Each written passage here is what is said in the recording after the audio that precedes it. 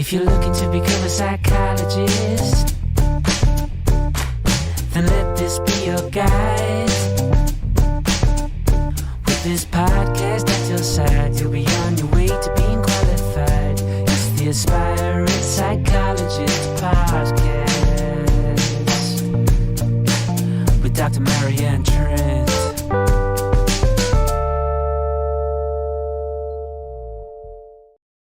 Hi, welcome along to the Aspiring Psychologist Podcast. I am joined today by the lovely Meg Salter. Hi, Meg. Hi, it's lovely to be here. Really nice to have you here. And we connected on LinkedIn. I'm not lying, am I? I do like LinkedIn. I mention it quite a lot, but I'm often on there.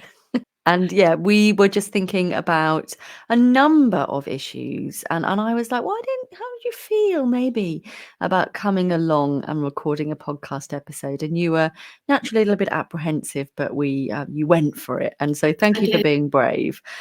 So yeah, we were talking about a number of things. But before we do that, could you just give us a little bit of an overview about who you are and what stage of your journey you're at as an aspiring psychologist, Meg? Yep, of course. So currently I'm a trainee PWP. I started that role in March. And before that, I worked in more private mental health organisations, more admin than clinical. I've spent a couple of placements doing kind of voluntary assistant psychology posts, but never had an employed. I kind of preferred to go down the PWP route as it seemed kind of right for me at the time. I think I've wanted to be a clinical psychologist since I knew what they were. I've taken a bit of a break here and there. I think after my undergrad, I was like, no more psychology, I need a break. So I went kind of more into organisational psychology for a year. But clinical psychology brought me back. That's my interest. And so I'm just kind of building up my experience, hopefully get my qualification for my PWP, and then we'll see where it goes. Brilliant. So not everyone listening to this will know what a PWP is. Could you tell us a little bit, just a quick run through about what they are, what they do and how the training for it works, please, Meg? Yeah, so it's abbreviated for psychological wellbeing practitioner, and basically the role is within the stepped care model of mental health, and it's a step 2 approach. So basically the role looks like you are a therapist, but in a step 2 approach, which means that it's very low intensity, kind of working with people with mild to moderate anxiety and depression. And what we do is it's a lot more like guided self-help than actually, treating a client. So they will come to us if they have these issues. We assess them, see if we can meet their needs. And then when we go into treatment, I suppose every fortnight or weekly sessions, we will go through various different interventions with them, depending on what they're struggling with. And so the training for that is 12 months. And you're at uni maybe 1 or 2 days a week, and the rest of the time you spend in service. And then once you've finished your training, that's when you are fully qualified. A lot of people step up after they've finished their training or after they've spent a year or two qualified. So then step 3 is like your high intensity CBT therapists, or similarly, people will then try to get onto the doctorate as well. So it's a really good way because it's very, very clinical. You have a lot of contacts in a week, a lot of clinical hours. It's very high volume work. You don't have a long-term therapeutic relationship with your clients, but you get through a lot of them. So it's a really, really good experience to build up your clinical skills. But potentially a bit draining as well if it's absolutely. High volume. Yeah, absolutely draining. I think you need to kind of manage your expectations of the role and of the service, because step 2 care is the first kind of point of call after your GP. So we get through a lot of assessments, and a lot of them won't be suitable for the service. They'll need either higher intensity treatment or even outside services. If it's more specific within trauma, or anything that basically can't be contained within 6 half-an-hour sessions. So it can be very draining, but for the people that it's meant for, it works for. So I think that just needs to be kind of like beared in mind if people are looking at going into a PWP role. Brilliant. And I know one of the common questions I'll be asked is, well, do you get paid to train? Do you have to pay to do the course? Could you talk us through the finances a little bit, Meg? Yeah, so you don't have to pay to go on the course. That is all paid for, and your starting salary is a band 4 in the NHS. I think it goes up to band 5 once you are qualified, but yeah, you have no payments for university fees or anything like that. It's all covered within the service. Brilliant. So it's sort of comparable to an assistant post. Yeah, absolutely. Yeah, but you're getting specific training and specific sort of modalities and for a specific client group. Is it all adult work? Nope. So you kind of choose, because you have your adult IAPT services. So PWPs work under the IAPT, which is Improving Access to Psychological Therapy service. But then there's also a child and young person's PWP, and that is specific for children. There can be a little bit of a crossover. Late teens, some are seen as children, some are seen as adults. So, for instance, you could have a 17-year-old client if you're in an adult IAP service, and there'll be certain safeguarding procedures and things that you will have to kind of do that you might not have to do for, your 40-year-old client or something. So there is a little bit of a crossover, but there are 2 different roles. Great, thank you for that. And one of the reasons we were chatting on socials is thinking about when life deviates from the course we'd intended, and the ensuing panic that can, be awakened within us when that happens of, but I want to get on to training by a certain year or a certain age, and, what will this say about me, and how will it look on my CV? And, and I was like, hold on. It's okay. There's no race.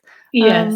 And we get there when it's right for us. And I firmly believe I got on training when it was the right time for me. And had I got on the year before, even though I applied, I would have been a bit out of my depth. I just wasn't ready at that stage. And, there's that sense of what's for you doesn't pass you by. And that, I know there's a great deal of competition for these places on doctoral training. But you absolutely wouldn't want to be looking around the room and thinking everybody else is amazing. And I really, not just as an imposter syndrome, I really genuinely do not know what I'm doing. Like, I feel like this is wildly outside my comfort zones. What I want for you and what I want for everyone else who is successful at getting a place is that they look around and they see their contemporaries, actually, so we would expect on training that at some points, especially if you've worked in a particular client area before, that you're like, oh, this is a bit boring, I sort of feel like I know this.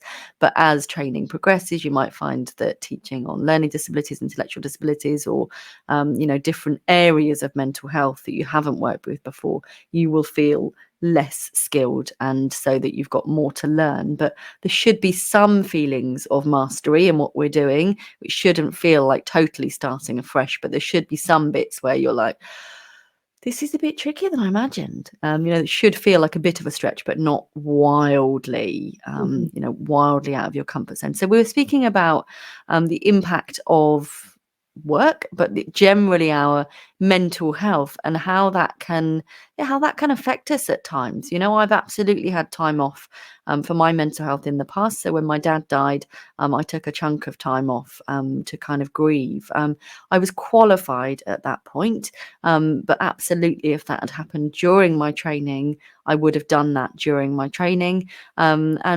But then I'm reflecting on, well, if that had happened when I was an assistant psychologist, would I have still felt that pressure then to keep on striving and to keep my nose to the grindstone? I wonder if I would have done more so. And so I think there's something around the compassionate voices within the services we work in And I guess the compassionate voices within this podcast as well that really encourage you to see yourself as unique and special and important, and that we treat you as such in a service. And we, I know when we are an aspiring psychologist, it can feel like you're just a number in the system sometimes. Don't know if anyone listening to this has listened to episode 52 of the podcast, but it is all about how to get an assistant psychologist post in modern times. And we're thinking about contextual admissions. And that is with Dr. Alistair and with Anna as well. And it's a really useful episode. And definitely, I feel that their service is getting it right in terms of treating people as unique and important and special, and that they're not thinking about them as short-term fly-by-night employees. They really want to welcome them back as qualified staff. They want them to feel so understood, validated, seen, heard, and important that they want to come back. It's not like you clock off on your last day as an aspiring psychologist and you think, thank God for that.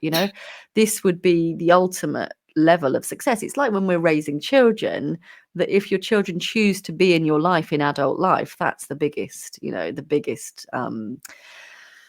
well done, isn't it? A sense that we've allowed them to individuate, but they're still choosing to be in our life. And I think the same is true of the services we work in. If we are super keen to go back to them and still be in their lives when we are qualified, that is good, because it says that we've had a decent treatment and care. So please don't share more than you want to, but would you be able to talk us through how you recognize that actually you weren't really well enough for work whilst you were undergoing your training? But again, keep yourself safe and don't share more than you want to.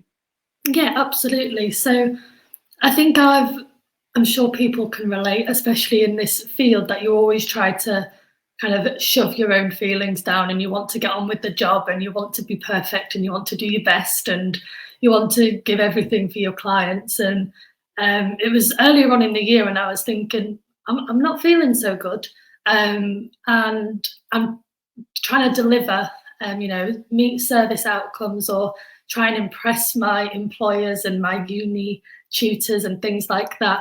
And I just had no energy left in the tank. So I couldn't possibly give any more than I did. And it was at that point where I thought, okay, this isn't working right now. I need to take some time to regroup, do some inner work before I then feel able to kind of give my services to other people. Because I'm a strong believer of, if we don't look after ourselves, we can't look after anybody else. And so, although there was a lot of inner conflict with that, because I'm very much a perfectionist, and I really want to just give my all the time. The reality of it was my personal situation had changed, and I had to kind of respond to that in the most effective way, without kind of sabotaging future Meg or also current Meg. So there was definitely a fine balance of trying to, assess the situation, see what I could give and what I couldn't. And it turned out I just couldn't give what my clients needed. And I think for me, that was the main thing that went through my head was, we have our clients that come into the service for support and for guidance. And at that moment in time, I didn't feel like I could give them my best authentic self. And so I spoke with my line manager and his manager, who have been very, very supportive. And they just said, no, you need to look after you first, take some time, we'll come back when you're ready. And I think for me, the timeline of wanting to be qualified as a PWP by a certain time, apply for the doctorate by a certain time, all of that was going through my head when I did say, okay, I'll take a break. And there was so much shame that got brought up because, you want to do what you intended to do. And life, unfortunately, doesn't work like that. You can have the next decade of your life planned out fully, and something is going to show up and turn your path a different direction. So it's definitely been a learning curve this year, but I think I kind of want to explain that it's probably for the best what's happened this year, because I think it could make me into a better practitioner, because I've had the time for myself. I've managed to work on myself. And I think a lot of people will be able to relate that they have their own stuff. I mean, I think that's the main reason why we like to be in the field, is because we know what it's like, and we want to be able to help people who have been in similar situations or feeling in similar ways. So by me really focusing on my inner work and healing and, all that sort of stuff, I think, when March comes and when the trainee PWP course starts again, I think I'm in a much better position to be able to take it. And although I felt, I loved the job that I was doing, and I enjoyed going to uni, and I thought I soaked up all of the content, and I found it great fun. I knew that it wasn't long lasting. It was, burnout was pending, and burnout happened. And so, but now, after experiencing that, I'm now able to implement, my own well-being strategies into the role back, in March when I restart my training, to know, okay, what are the signs of that you're working too hard, or what are the signs that you need to take a break, or things like that. So I think it's really important to try not to try and go by your timeline, which I'm still battling with, but at the end of the day, if you do have to take time off, I think it can only be a positive, because you are always learning. You are. Thank you for sharing that with us, and well done for having that level of insight and reflection as well. So it sounds like that had been, self-directed, that you discussed that with your team. But I know from working in services myself in the past that sometimes it's a top-down process. Sometimes people recognize with you, I'm not sure this is, the best time for you to be here right now, and they might highlight things that they've observed, and that can feel really triggering and add to shame. But hopefully people are having conversations with their superiors or their supervisors that feel compassionate and don't feel judgy or critical or hostile. We want our staff teams to be well and thriving so that they can help our clients to do the same. I'm really pleased that you had a good experience from your supervisors. If you could take some of the learning you've got this year to apply retrospectively, is there anything you think could have been different that would have led to a different outcome at the time? Yes, lots of things. I think hindsight is something of a mystery. But yes, so I think where I'm based and where the job was, complete other side of the country.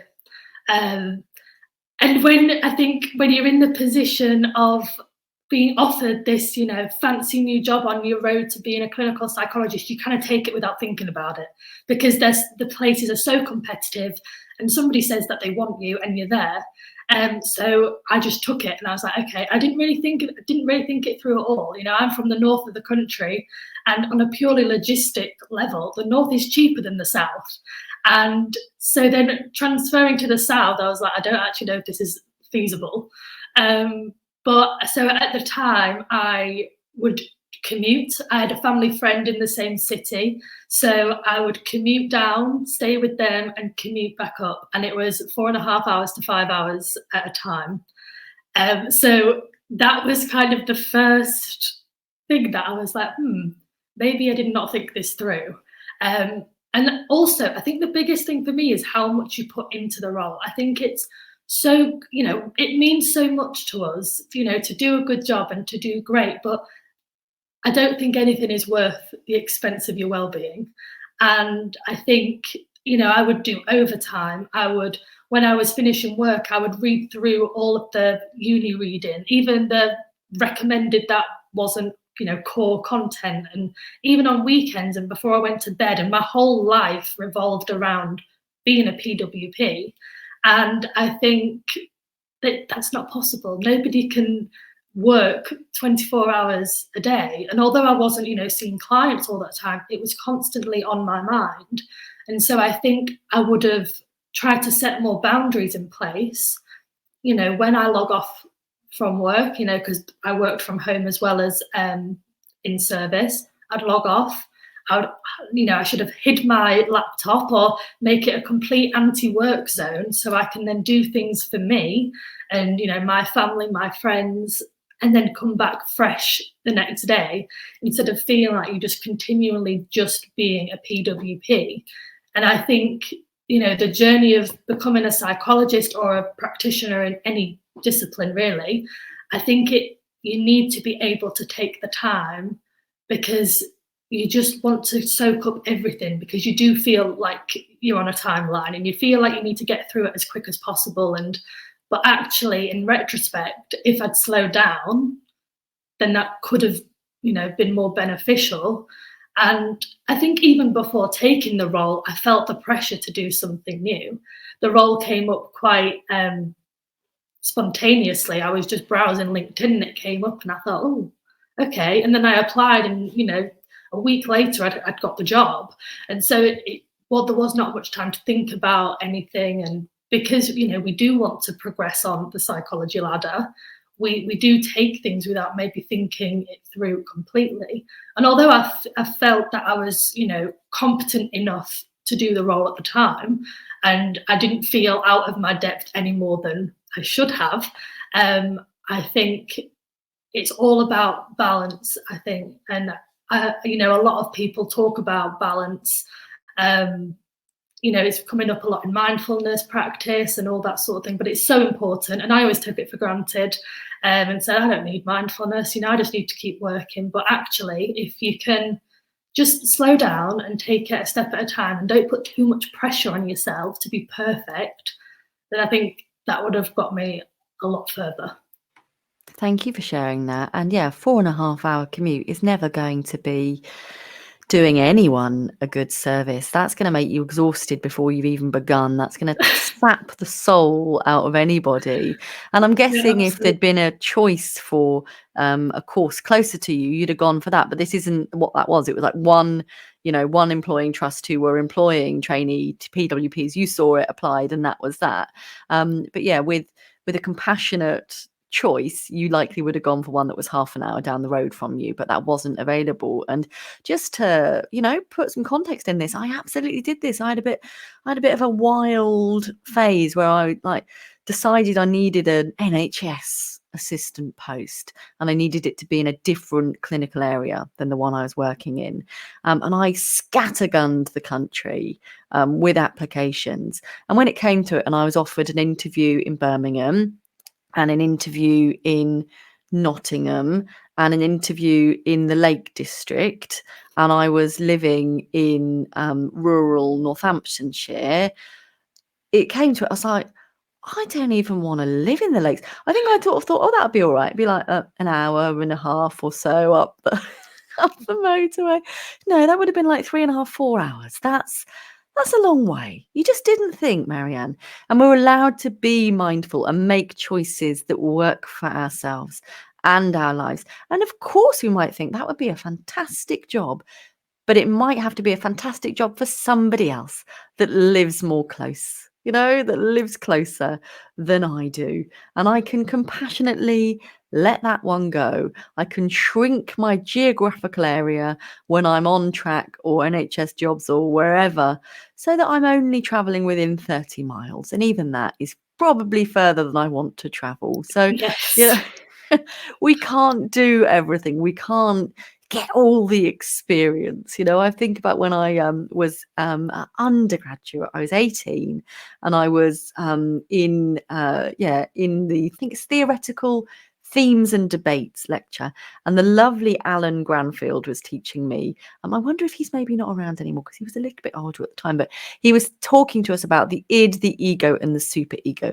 And I always remember his little impression of the id just going me, more. It's all for me. And I feel like it was the id bit of me that was doing all of that scattergun, applying. And whether we just need to balance that with our ego and our super ego and our compassionate voices to just soothe everything down and give ourselves some understanding that there will be another time, there will be another job, and things shouldn't feel like a massive stretch.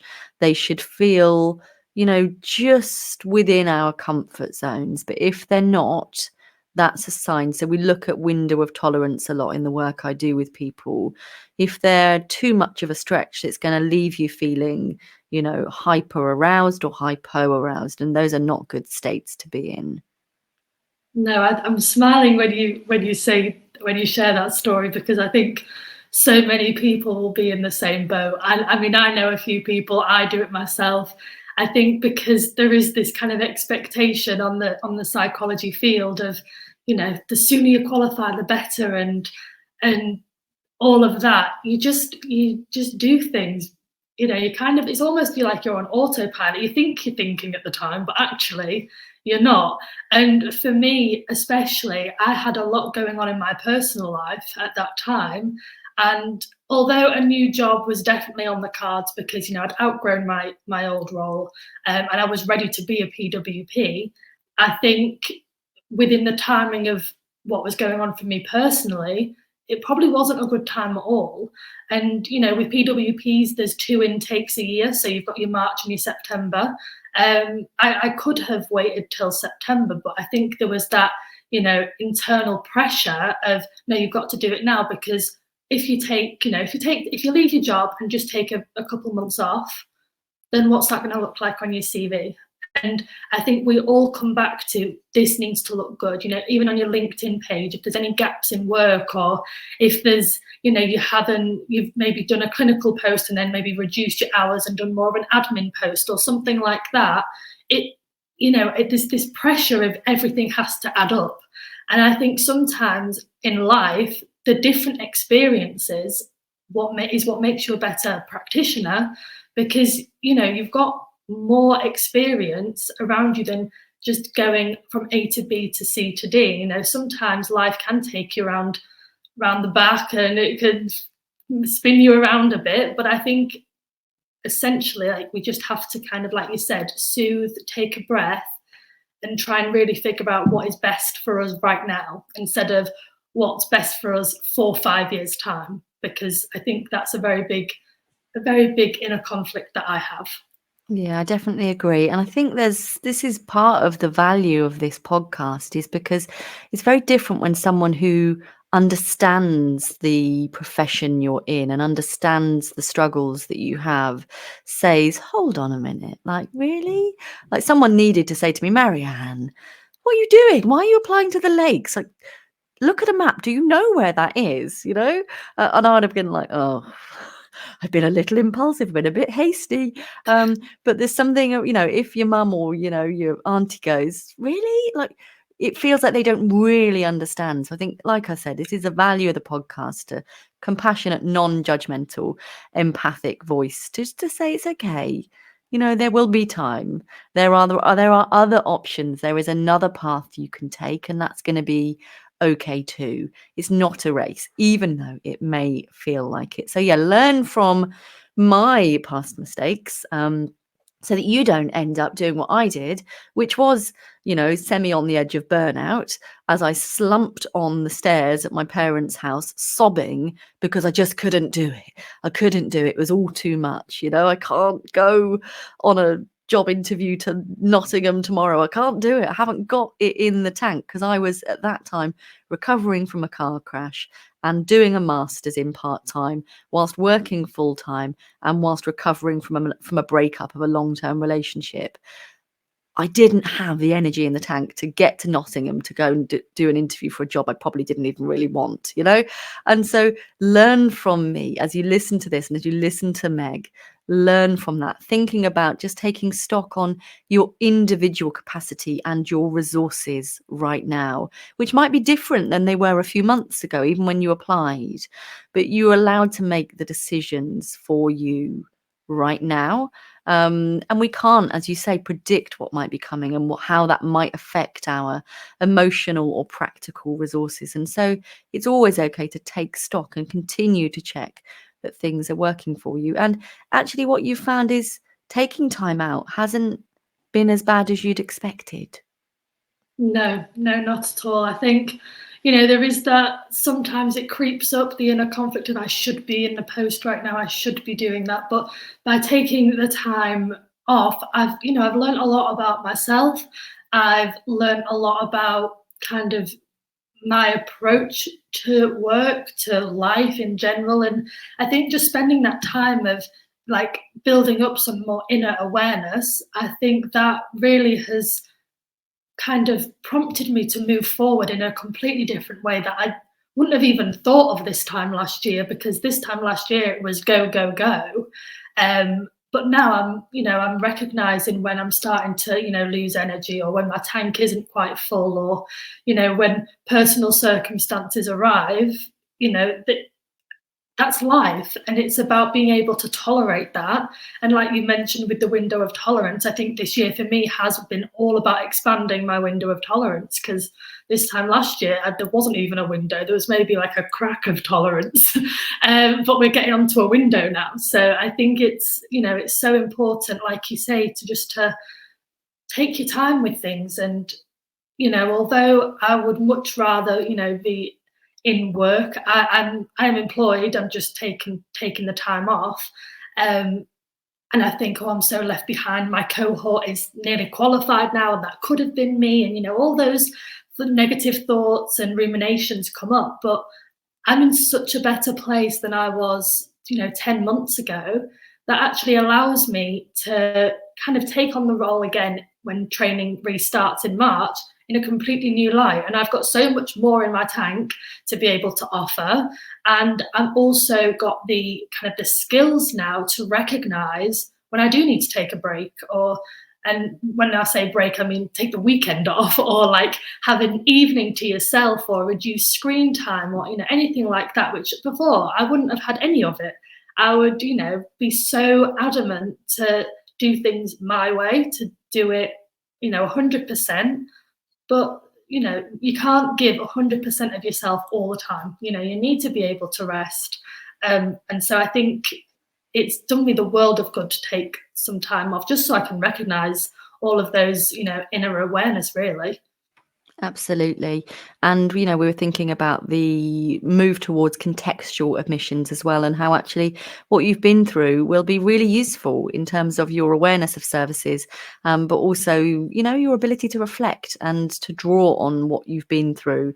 And whilst they say that you don't have to be hit by a bus to know that it hurts, it sure does help, in terms of your empathy for knowing what things feel like. I wouldn't recommend everyone getting hit by a bus. That is a figure of speech. Okay.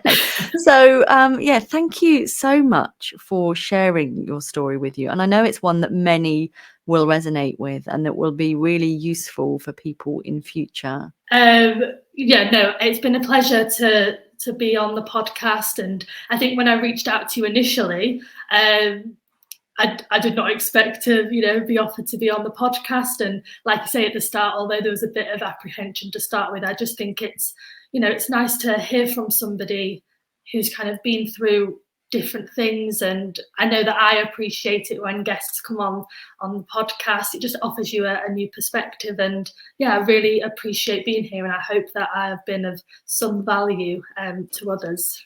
You absolutely have. And I knew that the questions you were asking were important considerations for so many aspiring psychologists. So that's why, I'm really glad that you're able to be brave, and wishing you all the best with the rest of your training. But, this is an opportunity. You get an extra cohort to have connections with and to draw on for support. It's not always a negative, there's, benefits to all situations as well. And whilst we don't need to shine up the dull side of a penny, this is a nice opportunity that you're going in with the full awareness and insight into what this is going to be like, and you're still choosing to do it, but you get a whole new set of people to do it with. And then your current cohort will be really interested in still supporting you and checking in with you. So it's a really nice situation, hopefully, too. Yeah, absolutely. I think it's I'm a bit of a believer in everything happens for a reason, and this was what was meant to happen. And I'm just taking it on board and just seeing what happens. So I'm really excited to start my training again in March. And then, over time, we'll see what happens. And when the time is ready, I think I'll know when I should then start applying for the doctorate. But for now, I'm just going to focus on getting back on training and then getting qualified, and we'll see what happens from there. Brilliant. Thank you so much for your time. Wishing you a lovely festive break. And yeah, thank you for your time in recording this really important podcast episode, Meg. Thank you. Thank you for having me, and I hope that you have a lovely holiday period.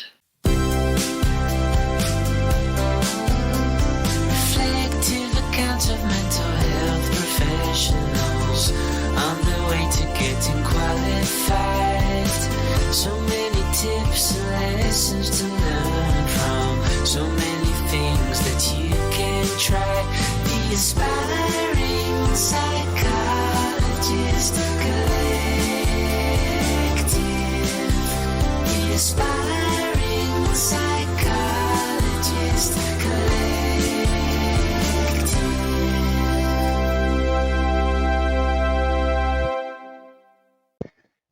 Hello, my name is Avalon and I'm an undergraduate psychology student. I really enjoyed reading the Aspiring Psychologist Collective, and I really honestly just couldn't put it down. I found it really helpful because as I'm in my final year, I'm starting to think about what I'd like to do after uni. And up until this point, I've been very set on the idea of pursuing an AP role.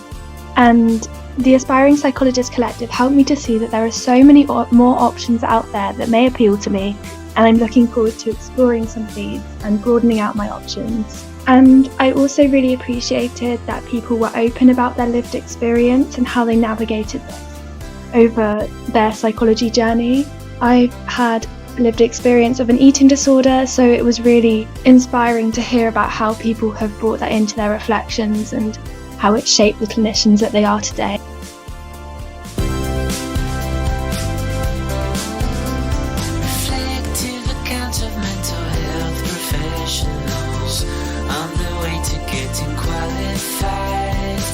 So many tips and lessons to learn from, so many things that you can try. The Aspiring Psychologist Collective. The Aspiring Psychologist Collective.